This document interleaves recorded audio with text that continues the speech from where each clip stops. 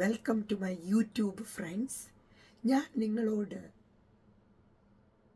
സംസാരിച്ചിട്ട് കുറച്ച് ദിവസങ്ങളായി അല്ലേ? നിങ്ങൾക്കെല്ലാവർക്കും സുഖകരമായ ഒരു രാത്രി നേരുന്നതിനോടൊപ്പം തന്നെ ഞാൻ നിങ്ങളോട് സംസാരിക്കാൻ പോകുന്ന വിഷയം എന്താണെന്നറിയാൻ നിങ്ങൾക്ക് താല്പര്യം കാണും. കാരണം വളരെ ഇമ്പോർട്ടൻ്റ് ആയിട്ടും ചിന്തിപ്പിക്കാനുള്ള തരത്തിലുള്ള ഒരു വിഷയമാണ്. നിങ്ങളത് അനുഭവിച്ചിട്ടുണ്ടാവാം. അനുഭവങ്ങൾ മറ്റുള്ളവരുടേത് നിങ്ങൾ കണ്ടിട്ടുണ്ടാവാം. പ്രത്യേകിച്ച് യൂറോപ്പിൽ താമസിക്കുന്ന ആൾക്കാരെ കുറിച്ചാണ് ഞാൻ സംസാരിക്കാൻ ഉദ്ദേശിക്കുന്നത് ഇന്ന്. ഞാൻ 40 മണിക്കൂർ കോൺട്രാക്റ്റിൽ വർക്ക് ചെയ്യുന്ന ആളാണ് എന്ന് നിങ്ങൾക്ക് നന്നായിട്ടറിയാം. അപ്പോൾ ഞാൻ ഇന്ന് പറയാൻ ഉദ്ദേശിക്കുന്നത്, ഒരുപാട് ആൾക്കാർക്ക് അല്ലെങ്കിൽ പ്രത്യേകിച്ച് ലേഡീസിന് ഡിപ്രഷൻ വരാറുണ്ട്. പ്രത്യേകിച്ച് ഫുൾ ടൈം വർക്ക് ചെയ്യുമ്പോൾ ചൈൽഡ് കെയർ, അതുപോലെ കെയർ ഹോം, ഇങ്ങനെയൊക്കെ വർക്ക് ചെയ്യുന്ന ഫീൽഡുകളിലുള്ളവർക്കാണ് ഇത് കൂടുതലും ബാധിക്കുന്നത്. കാരണം അവർക്ക് എന്തുകൊണ്ടോ ഈ ഒരു സ്ട്രെസ്ഫുൾ സിറ്റുവേഷൻ ഹാൻഡിൽ ചെയ്യാൻ പറ്റാത്തത് കൊണ്ടാകാം പലരും ഡിപ്രഷനിലേക്ക് വഴുതി വീഴുന്നത്. നമ്മുടെ നാട്ടിലാകട്ടെ നമുക്ക് താങ്ങായും തണലായിട്ടുമൊക്കെ നമുക്കാരെങ്കിലുമൊക്കെ നമ്മുടെ ലൈഫിൽ ഉണ്ടാകും അല്ലേ?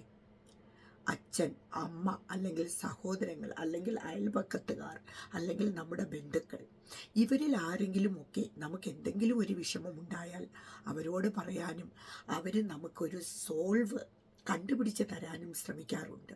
പക്ഷേ യൂറോപ്പിലാകട്ടെ എന്നെപ്പോലെ അല്ലെങ്കിൽ ഒറ്റയ്ക്ക് താമസിക്കുന്ന ആൾക്കാർക്ക് വളരെ പ്രയാസമാണ് ഒരുപാട് കാര്യങ്ങൾ ഒന്നിച്ച് ഹാൻഡിൽ ചെയ്ത് ജീവിക്കാനായിട്ട്. അപ്പോൾ അങ്ങനെ ഹാൻഡിൽ ചെയ്ത് ജീവിക്കുന്ന സമയങ്ങളിൽ ഡിപ്രഷനിലേക്ക് ലേഡീസ് പോകുന്നതിൽ അതിശയിക്കാനില്ല. ഞാൻ ഈയിടെ എൻ്റെ കൂടെ വർക്ക് ചെയ്യുന്ന 2-3 വളരെ യങ്ങായിട്ടുള്ള, അതായത് 21-22 വയസ്സുള്ള പെൺകുട്ടികൾ ഡിപ്രഷൻ വന്നിട്ട് മാനസികമായിട്ട് ഒരുപാട് വിഷമത്തിലായിട്ട് അവർ വർക്ക് പ്ലേസിൽ നിന്ന് 1 മാസം വരെ അവധിയെടുത്തിട്ട് വീട്ടിൽ ടൈം സ്പെൻഡ് ചെയ്യും. അതിനുശേഷം വന്നിട്ട് അവർക്ക് ഫുൾ ടൈം ജോലി ചെയ്യണ്ട, അവർ പാർട്ട് ടൈം ജോലിയിലേക്ക് മാറുന്ന ഒരു അവസ്ഥ ഞാൻ എപ്പോഴും കാണാറുണ്ട്.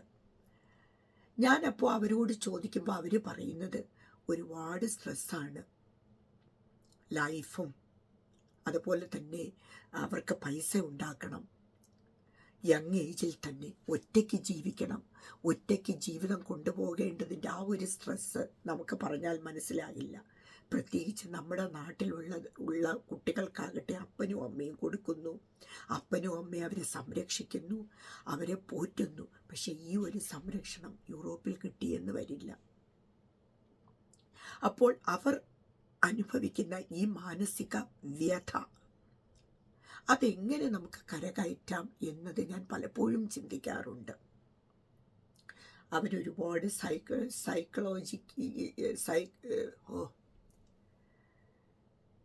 സൈക്കോളജിസ്റ്റിനെ കാണുകയും അവരുടെ ഉപദേശം തേടി അവർ ജീവിക്കുകയുമാണ്.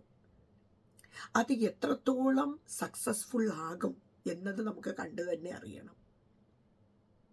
അപ്പോൾ സെൽഫ് മോട്ടിവേഷൻ എന്നത് വളരെ ഇമ്പോർട്ടൻ്റ് ആയിട്ടുള്ള ഒരു ഘടകം തന്നെയാണ്.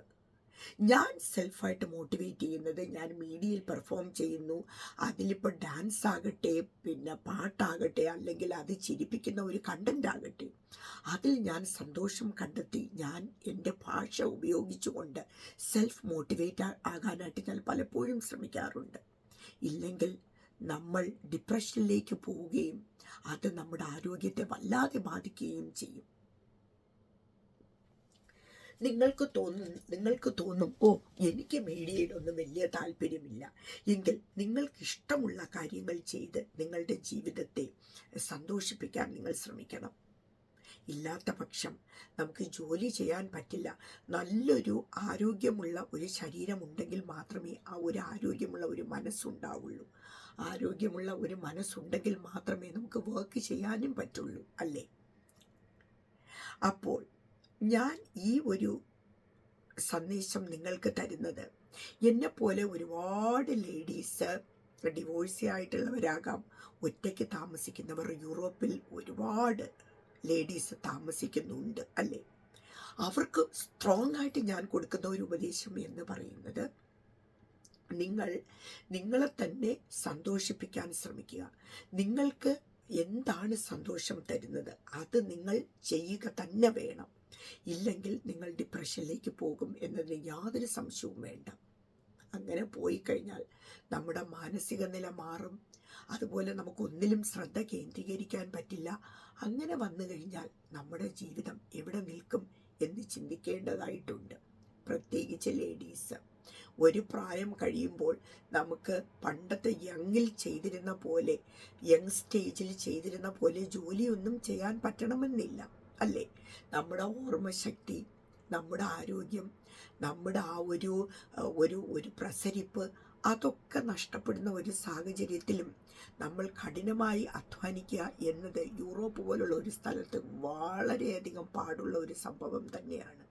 അപ്പോൾ നമ്മൾ സെൽഫ് മോട്ടിവേറ്റ് ചെയ്തേ പറ്റുള്ളൂ എന്ന ഒരു റിമൈൻഡറുമായിട്ട് റീന വീണ്ടും അടുത്ത ഒരു സബ്ജക്റ്റുമായിട്ട് വരുന്നത് വരെ ബൈ ഫ്രം റീന.